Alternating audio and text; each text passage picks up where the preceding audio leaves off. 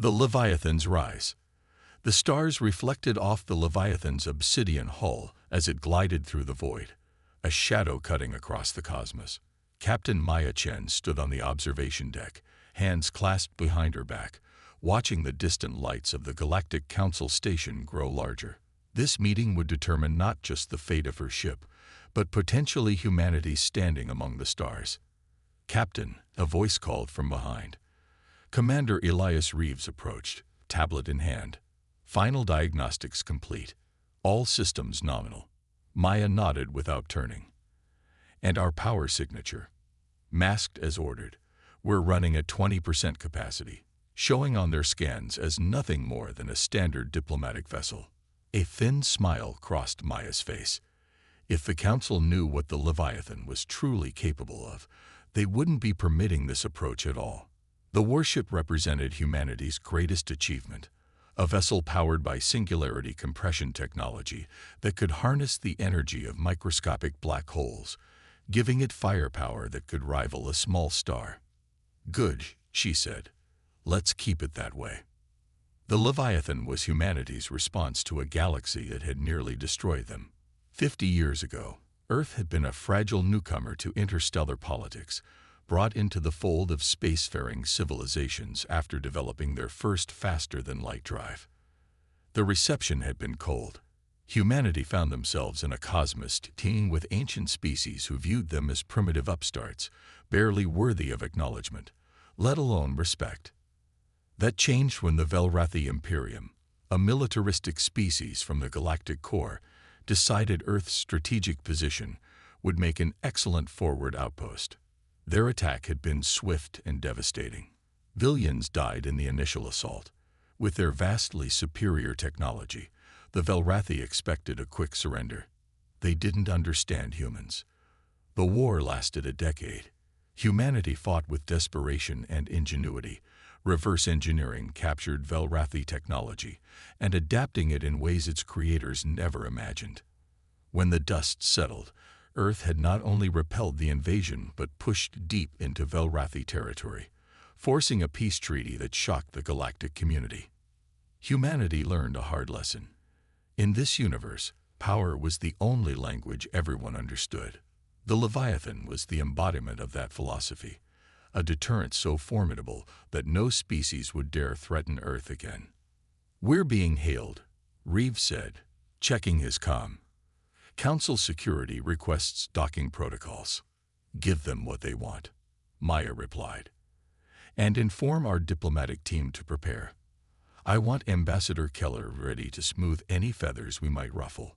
As the Leviathan approached the massive orbital station, a gleaming wheel of metal and light housing representatives from over 200 spacefaring civilizations, Maya felt a familiar tension building in her chest.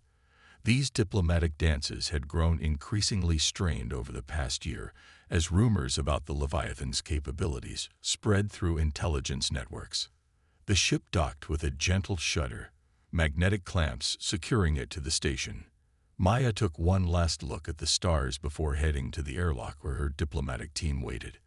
Ambassador Jillian Keller, a seasoned diplomat with silver-streaked hair and sharp eyes that missed nothing, nodded as Maya approached.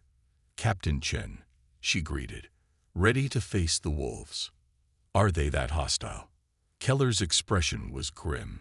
"Let's just say I'd never seen the Dorsani delegate and the cephalic Concordat agree on anything until now. They'd both want the Leviathan dismantled." Maya's jaw tightened. "That's not happening."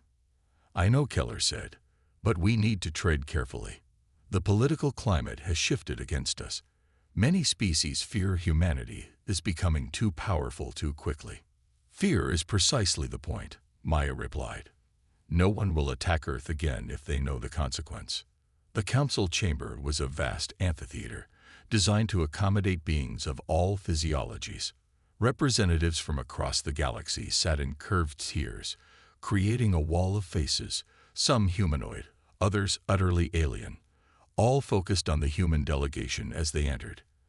At the center stood a circular platform where speakers would present their case. High Chancellor Thorax of the Arxer Dominion, a reptilian being with iridescent scales and 4 arms, presided over the session. His species was among the oldest in the galaxy, and their neutrality in interspecies affairs made them ideal mediators. Representatives of Earth. Thorax's voice resonated through the chamber, translated simultaneously into hundreds of languages. You have been summoned to address growing concerns regarding your warship. Designation: Leviathan. This council has received multiple reports suggesting this vessel possesses weaponry that violates the Galactic Armament Treaty of Stardate 7429. Ambassador Keller stepped forward onto the platform. High Chancellor, esteemed delegates, Earth has never signed the Galactic Armament Treaty. We were not part of this council when it was ratified. A murmur rippled through the assembly. A delegate from the Zeth Collective, Veins of Living Crystal, rose to speak. This is precisely the problem. The Zeth's voice chimed like glass bells. Humanity exploits technicalities while building a planet killer. Our intelligence suggests the Leviathan can generate enough energy to shatter a small moon. Is this denied? Keller maintained her diplomatic smile. The Leviathan's exact specifications are classified for Earth's security. However, I assure this council that our vessel is purely defensive in nature. Defensive, the Velrathi ambassador hissed, his feathered crest flaring in agitation. Just as your defensive measures led to the occupation of 3 Velrathi systems after our conflict. After you attempted to enslave our species, Maya cut in, unable to remain silent. The chamber erupted in overlapping voices. Chancellor Thorax struck a resonating gong, restoring order. Captain Chen, he said, your presence is appreciated, but Ambassador Keller is Earth's recognized voice in this chamber. Back on the Leviathan, Lieutenant Samira Doan frowned at her console in the security hub. Something wasn't right. She'd been tracking unusual data patterns in the ship's communications array for weeks, tiny information packets piggybacking on standard transmissions. Someone was sending out information, and they were using the Leviathan's own systems to do it. Computer, isolate transmission signature Alpha 93 and trace origin point, she commanded. The AI responded instantly. Transmission origin. Science Lab 4, Deck 7. Samira's eyes widened. That was Dr. Evren Kasim's private laboratory. Dr. Kasim was the lead scientist behind the Leviathan's singularity drive. He had access to every system on the ship and the knowledge to circumvent security protocols. She tapped her comm. Security team to Science Lab 4. Silent approach. Authorization Darwin Epsilon. In the council chamber, the debate had deteriorated into accusations and demands. The Dorsani representative, an amorphous being contained within a hovering mechanical shell, projected graphs showing power spikes detected from the Leviathan during its trial runs. These energy signatures exceed anything in known space, the Dorsani stated flatly. A single ship with this capability represents an unacceptable concentration of power. Ambassador Keller maintained composure. The Dorsani themselves field a fleet of over 3,000 warships. Is that not also a concentration of power? Distributed power, corrected the Dorsani. No single Dorsani vessel could destroy a planet. Your Leviathan can. Maya's comm unit vibrated subtly against her wrist, a priority message from the ship. She discreetly checked it while Keller continued debating. The message was brief. Internal CQRIT BREH. Sci-Fi SPCS com. ROMICD. KASIM. In CUS TO DY. Maya's blood ran cold. If Dr. Kasim had been leaking information about the Leviathan's true capabilities. She glanced up to see Chancellor Thorax, studying her with his ancient, knowing eyes. Had the council orchestrated this? Had they turned Kasim or threatened him somehow? Thorax raised all 4 hands for silence. This council has deliberated extensively even before this session. Evidence has been presented that the vessel designated Leviathan represents a clear danger to galactic stability. I now call for a formal vote on Resolution 12B, which would require the immediate decommissioning of the vessel and the surrender of its singularity compression technology to a neutral Council research team. Maya stepped forward.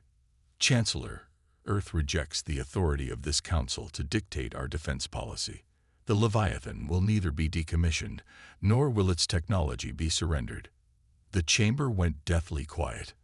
Ambassador Keller turned to Maya, her expression a careful mask hiding her shock at the captain's breach of protocol. Thorax's expression didn't change. Then you leave this Council no choice. The vote will proceed. One by one, the representatives cast their votes. Maya knew the outcome before it was announced. The resolution passed with an overwhelming majority. Only a handful of Earth's trading partners abstained. None voted against. Chancellor Thorax's voice was solemn. By the authority of the Galactic Council, the warship Leviathan is hereby declared in violation of interstellar law. Its technology is forbidden in all Council space. The vessel must be surrendered within 30 standard days, or it will be considered a rogue ship subject to interdiction by any Council member's defense forces. Maya looked around the chamber, at the faces of species who had experienced spaceflight for thousands of years before humans had even discovered fire. Their fear was palpable, not just of the Leviathan, but of humanity's rapid rise. "We built the Leviathan because you left us no choice," she said, her voice carrying across the silent chamber. "When we were attacked, this Council did nothing. When we begged for assistance, you deliberated while our cities burned. Remember that when you condemn us for protecting ourselves." She turned to Ambassador Keller. "We're leaving." As they exited the chamber, Keller grabbed Maya's arm. "Do you realize what you've done? You've just turned Earth into a pariah state." "They were never going to let us keep the Leviathan," Maya replied. "This was theater, nothing more. They already had the votes." Her comm chimed again, this time an emergency signal directly from Commander Reeves. "Captain, we've got incoming. Multiple Council enforcement vessels breaking dock and powering weapons. They're moving to blockade our departure vector." Maya's pace quickened. "They're not waiting 30 days. They're taking the ship now." Keller paled. "That's an act of war." "Exactly," Maya said grimly. "Get to the ship. Now." As they raced through the station corridors, alarms began to wail. Station security would be closing bulkheads, trying to trap them aboard. Maya activated her emergency comm channel. "Leviathan, this is Captain Chen. Initiate protocol exodus. Prepare for emergency departure. Authorization. Chen, Alpha 77 Tango." They reached the airlock just as security forces rounded the corner behind them. The Leviathan's shields snapped into place the moment they crossed the threshold, sealing the ship against the station. Maya sprinted to the bridge, Keller struggling to keep pace behind her. The command center was a flurry of activity as the crew prepared for departure. "Status," Maya barked, dropping into her captain's chair. 6 enforcement vessels moving to surround us, Reeves reported. "They're charging weapons. Break moorings. Get us clear of the station." The Leviathan shuddered as its magnetic clamps disengaged forcefully, tearing away pieces of the docking port. Thrusters fired, pushing the massive warship away from the station. "Council vessels firing warning shots," the tactical officer announced. "They're demanding we power down and prepare for boarding." Maya's expression hardened. "Take us to 15% power. Show them just enough to make them reconsider." The Leviathan's hull began to glow with blue-white energy as its singularity drive spooled up. Power readings jumped, and the pursuing vessels suddenly slowed their approach. "Open a channel," Maya ordered. "To all Council vessels. This is Captain Maya Chen of the Earth warship Leviathan. We are departing Council space as ordered. Any attempt to board or disable this vessel will be met with the full defensive capability of the Leviathan. We have no desire for conflict, but we will defend ourselves." She nodded to the helmsman. "Take us out of here. Maximum burn once we're clear of the station." As the Leviathan accelerated away from the Council station, Maya knew they had crossed a point of no return. Humanity was now alone in a hostile galaxy, with only their forbidden warships standing between them and those who would see them subjugated. "Where to, Captain?" the navigator asked. Maya stared at the starfield ahead. "The Edge territories, beyond Council jurisdiction. We need to regroup and contact Earth." What she didn't say was what worried her most.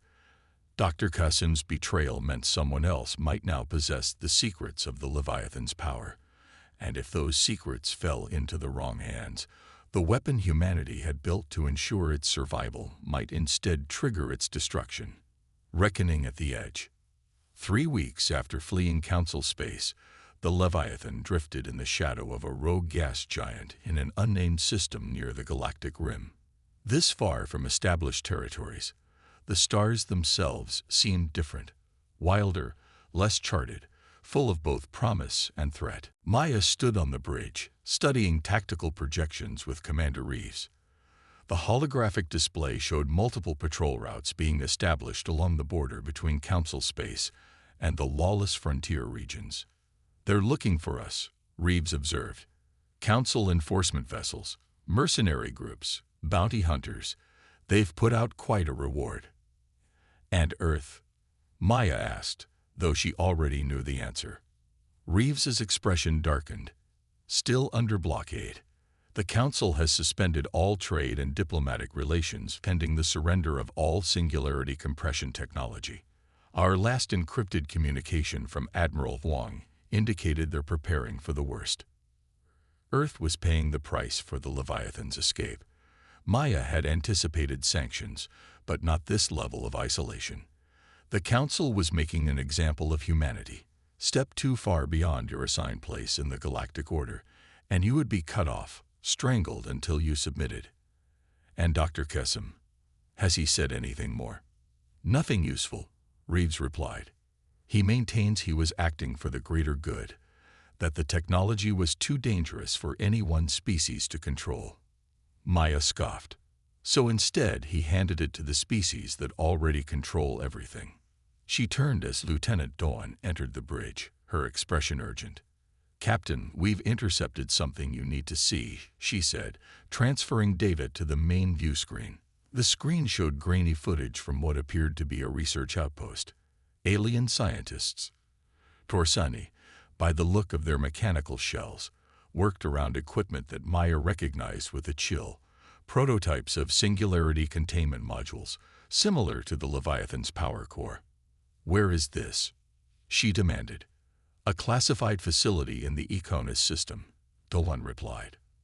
"The transmission was heavily encrypted, but we managed to break through using Dr. Qasim's access codes. They're already attempting to reverse engineer our technology." Maya's jaw tightened. This confirmed her worst fears. The Council had never intended to safeguard the Leviathan's technology. They wanted to weaponize it for themselves. "How far along are they?" "Hard to tell," Dawn admitted.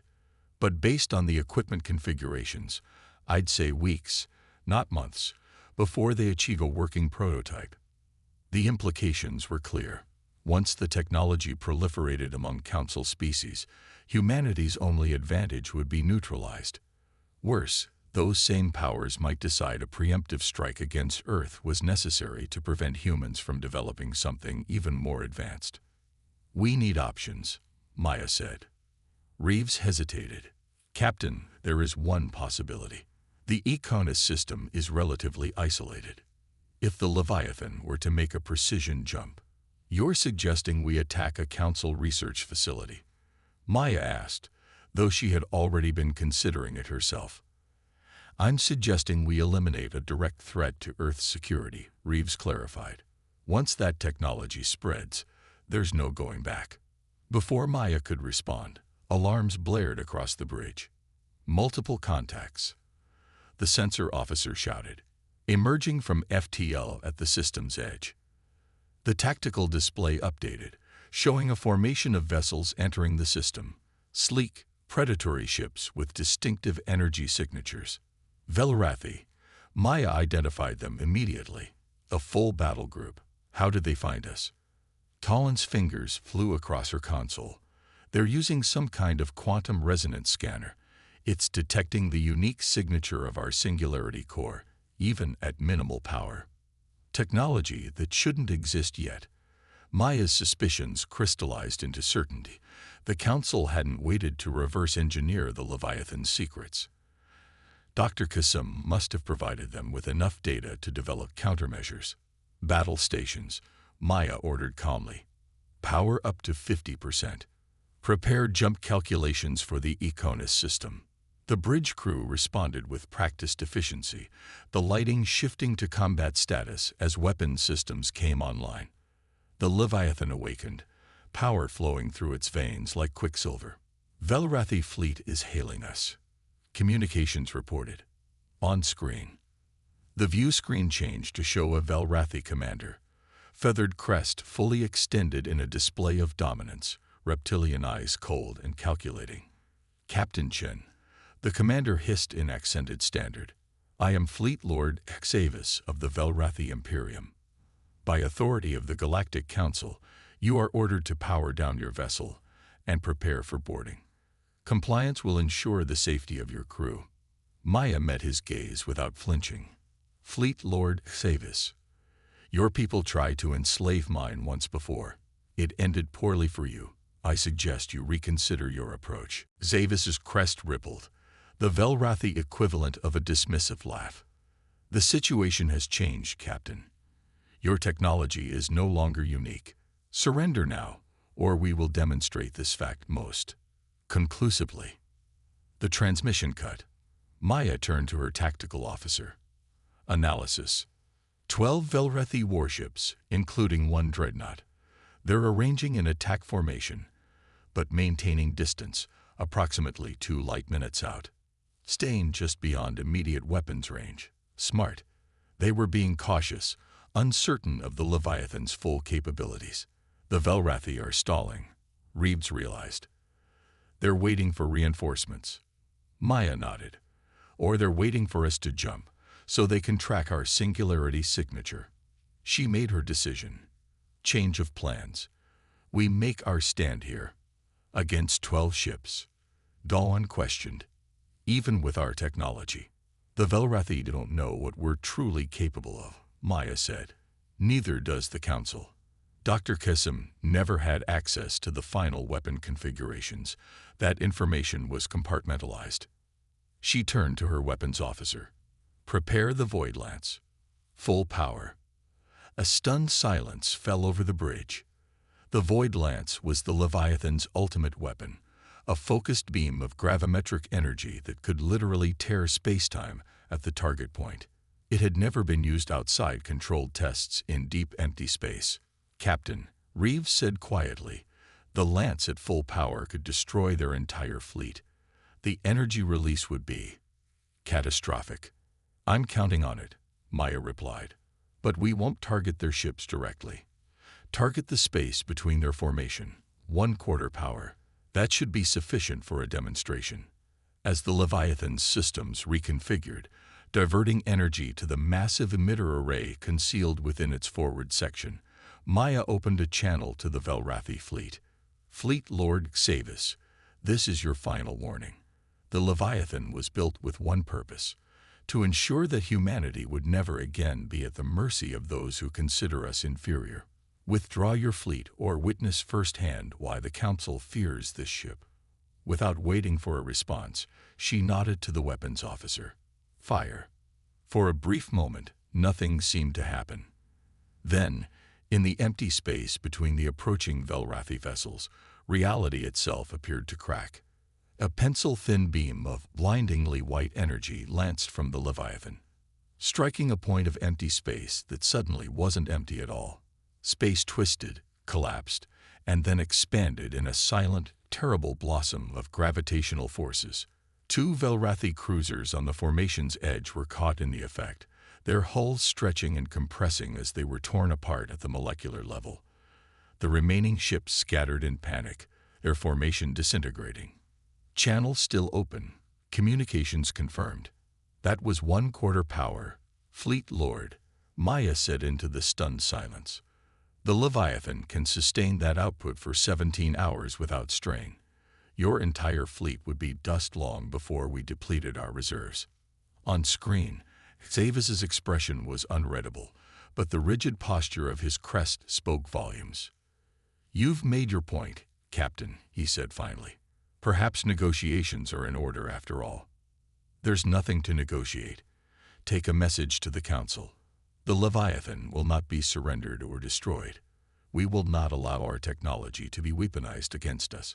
Earth demands the immediate lifting of all sanctions and recognition of our sovereign right to self-defense." "And if these terms are refused?" Xavis asked. Maya's expression hardened. "Then inform the Council that the next demonstration won't be an empty space. The facility in the Econis system will be our first target, followed by any other installation attempting to replicate our technology." The threat hung in the vacuum between them. Maya knew she was gambling with the lives of her crew and potentially the future of human-alien relations, but she had seen firsthand what happened to species that couldn't defend themselves in this dangerous galaxy. After a long moment, Xavis inclined his head. "I will convey your message. But know this, human. Today you may have the advantage, but technology spreads. Sooner or later, others will match your capabilities." "Perhaps," Maya acknowledged. "But by then, humanity will have moved forward as well. That's what your Council fails to understand about us. We never stop evolving." As the Velrathi fleet retreated, jumping back into FTL one by one, the bridge crew remained silent, processing what had just occurred. They had directly challenged the Galactic Council and survived, for now. Reeves approached Maya's chair. "Do you think they'll agree to our terms?" "They don't have a choice," Maya replied. "We've shown them what happens if they push us too far. The Council species understand power. It's the only language that matters out here. And what happens when they develop countermeasures?" Xavis was right. They'll catch up eventually. Maya turned her gaze to the stars beyond the view screen, countless pinpoints of light stretching into infinity. "Then we'll need to stay ahead. The Leviathan is just the beginning." She rose from her chair, addressing the entire bridge crew. "This isn't the future any of us wanted. We came to the stars hoping for cooperation, for exchange of knowledge and culture. Instead, we found prejudice, exploitation, and threats. So we built this ship, not because we wanted to, but because we had to." Her eyes moved from face to face, seeing determination reflected back. "The Council called our ship forbidden. They outlawed it because they feared what it represented, humanity refusing to accept the role they assigned us. Today, we showed them why that fear is justified. Not because we seek conquest or dominion, but because we will never again allow anyone to threaten our existence." In the vast emptiness of space, the Leviathan continued its silent vigil, a sentinel forged from humanity's determination to survive in a hostile universe. Its very existence had changed the galactic balance of power, forcing ancient civilizations to confront an uncomfortable truth. The species they had once dismissed as primitive upstarts now wielded the power of gods. And they were just getting started.